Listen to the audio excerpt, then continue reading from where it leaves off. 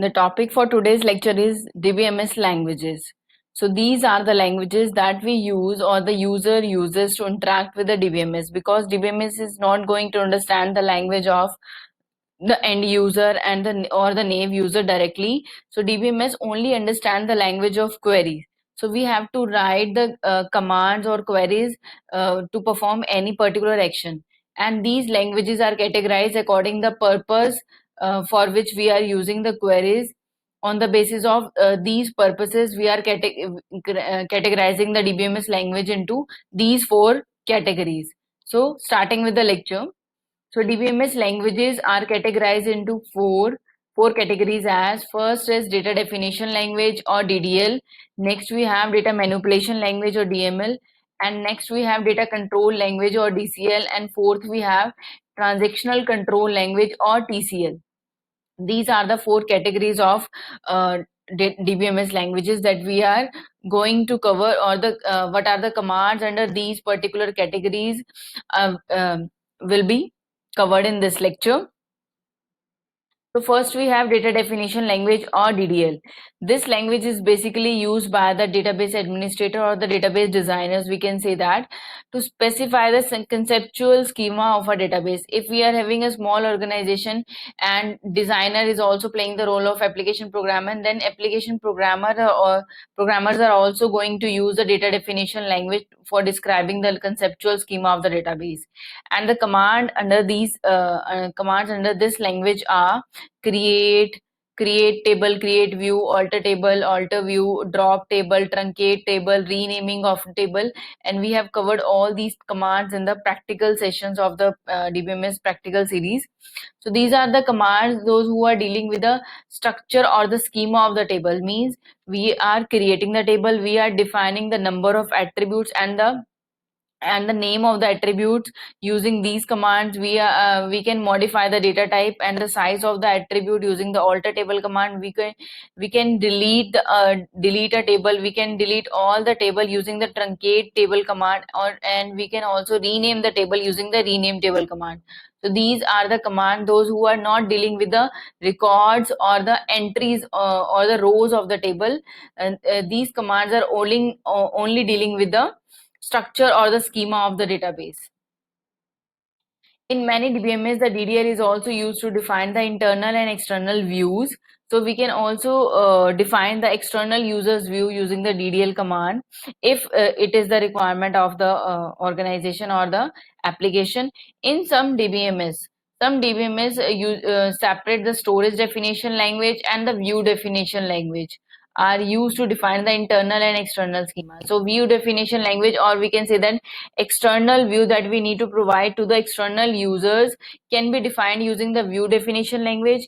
And how the database is actually going to store, what is the structure of the database, is defined using the storage definition language. Or most of the DBMS are not going to categorize these DDL language commands into SDL and VDL. They just consider them as the DDL commands. Okay, so views are generally created by for the for providing a particular access. Means if we want to provide access to only we are not willing to provide the full access to the database, or we need to provide only the partial access to any user, then we can create the views accordingly. Means for one user, suppose I am providing a view with 1000 records, and for another user I am providing the view with 2000 records. So these languages are used to define these particular views for external users.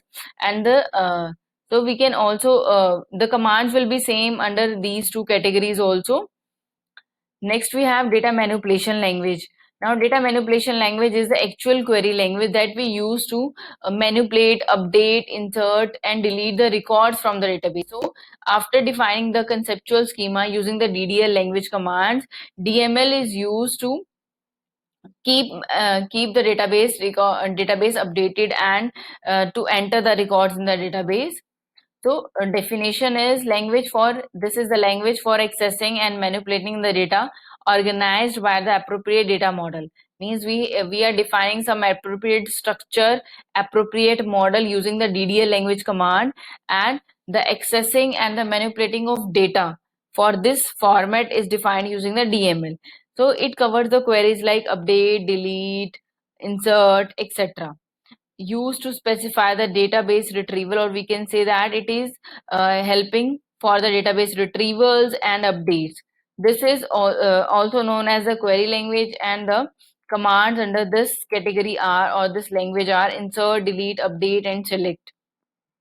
Next, DML can be categorized into two categories as high level or non-procedural programming language, and the low level or the procedural language. So it is very necessary to understand the difference of these two categories of DML. So high level or the non-procedural language is the language that we have used so far, because users specify, we are specifying the different queries, different commands to extract the data, to update the data, to delete the data from the database, as the way we require. Okay, suppose we are specifying delete from table name, where this, so we are specifying the condition to delete the specific record. Okay, so users specify what data is required without specifying how to get those data. Okay, so for example, SQL relational language are set oriented and specify what data to retrieve rather than how to retrieve it. We are just specifying the condition. Suppose I have specified insert into table name, and the table data is record, or the row is inserted into the table. Suppose I want to delete some record, so delete from table name, where this. So I have just specified the condition or the requirement of the application, that we need to delete these much of records, or records with these condition, these where clause. So we are not specifying how to retrieve those records, how to update those records. So this all is done by the DBMS software. DBMS software is going to manage the retrieval or the updations of these records. Now we are calling it the set oriented. By set oriented means all the results are extracted at once. Suppose I want to select star from employee, where employee IDs are greater than 200. Okay, and the complete set of results is extracted at the same time, means at one time. So all the records of the employees with employee number greater than 200 will be listed as one result set at one time. Okay, but for high level and procedural language, high level and procedural language are the languages that works on record by record. Okay, means they are working on one record at a time, and users specify what data is required and how to get that data. Means user need to specify the complete procedure, complete path to retrieve the data, and to get that data, and to read the data one by one, means one row at a time, then the second row, then third row, and so on.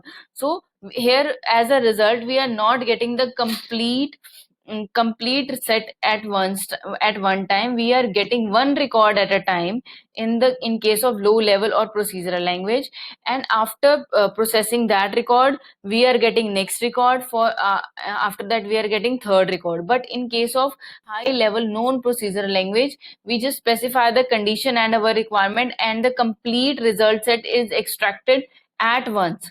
But here the results are extracted one by one, means one record, next record, and so on. And for that, we need to specify some kind of looping, as we cannot be sure how many records are there in the result set.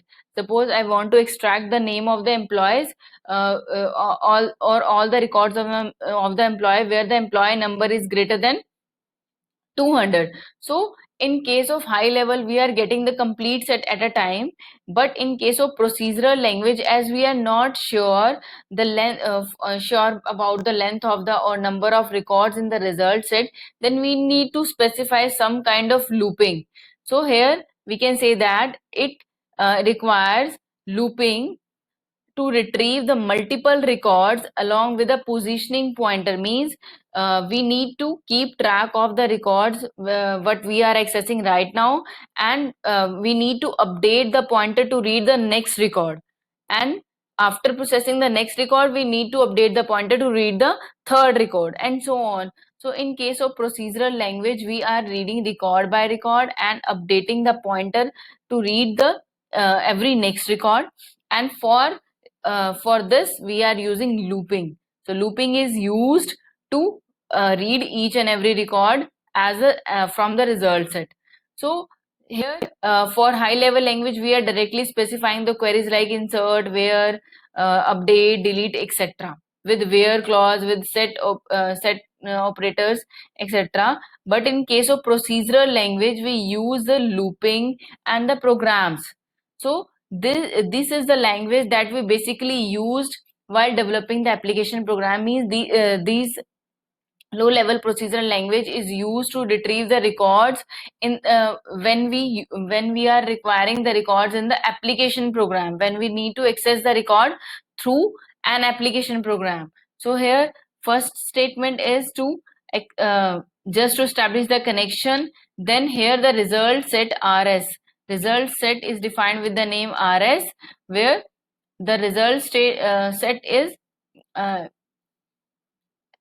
select star from employees. Means all the records of the employees are getting or retrieving as the result set rs, and we are reading the all the records of the employee using the while loop until we are getting the next record. So rs dot next is automatically, the pointer is automatically updated. After this we are getting one record as one string, so rs dot get string, and after that we are getting another string as rs pointer is updated. So this loop is to extract to read each and every record from the result set. So the result set is containing all the records of the employee. We can also have the where clause and other conditions here. So this is the way how we use a query language in an application program, and this is the way how we directly apply the queries or the operations or transactions to the database. So this is the language that is basically used by the application programmer, low level procedural language. Next we have data control language.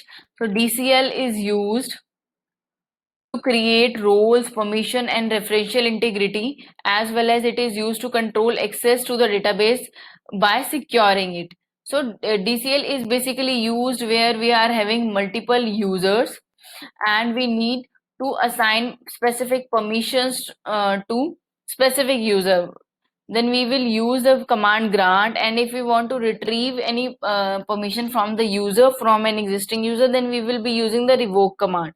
So only the database administrator has a permission or has a privilege, we can say, to grant permission to, or to grant permission to different user and to revoke the permission from the users.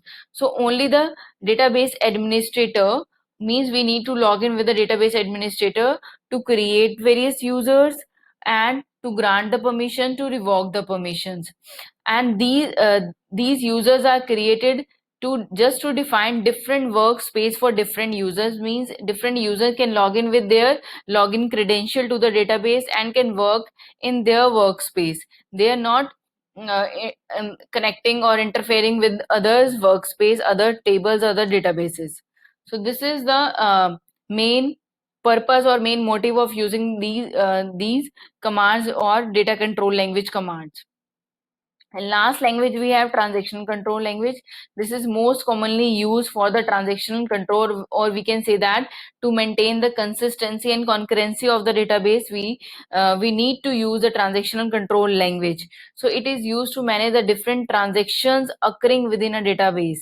So the commands under this language are commit, rollback, and save points. So commit is used when we need to reflect the changes to the database permanently. Okay, once commit, no transaction can be rolled back. By rollback we means that we can undo the transaction until we commit.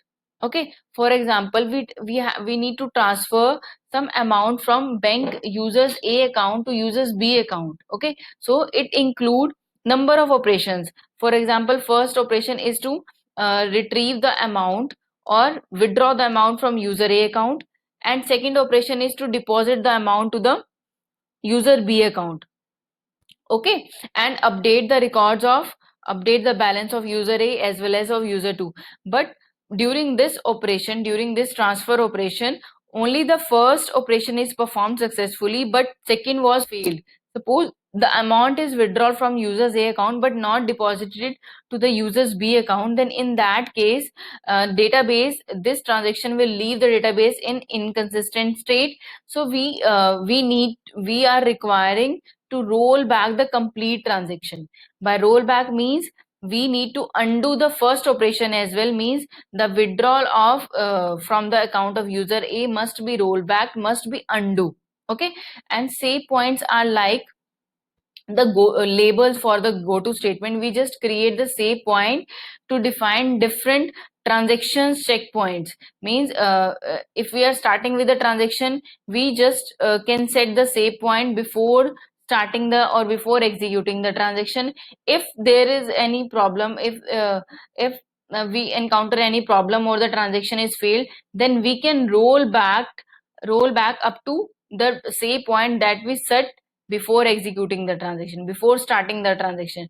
So likewise, we have to or we need to perform various save points operations before execution of such crucial transactions like banking transaction, or we need to update two or three database, two or three tables at the same time, and tables are updated but third was not updated. So we need to roll back the complete transaction, because the main phenomena is that either the transaction must be completed successfully, or the transaction should not be done. Okay, so if the transaction is terminated in between, or by chance it get failed, so we need not to continue with the transaction, or that particular operation. We just need to roll back the transaction to the save point. Okay, so all the changes from the database will be rolled back, and the undo, or we can say that the transaction was not uh, transaction will leave the state in database into the consistent state. But once commit, if we have committed the transactions, then no changes can be rolled back. We cannot be able to roll back the changes once we have committed all the transaction. Commit means all the changes are reflected into the database permanently. Now we cannot modify it. We have already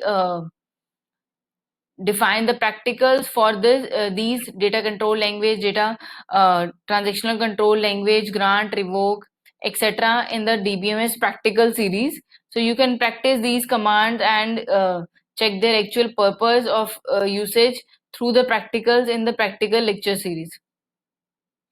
Thank you.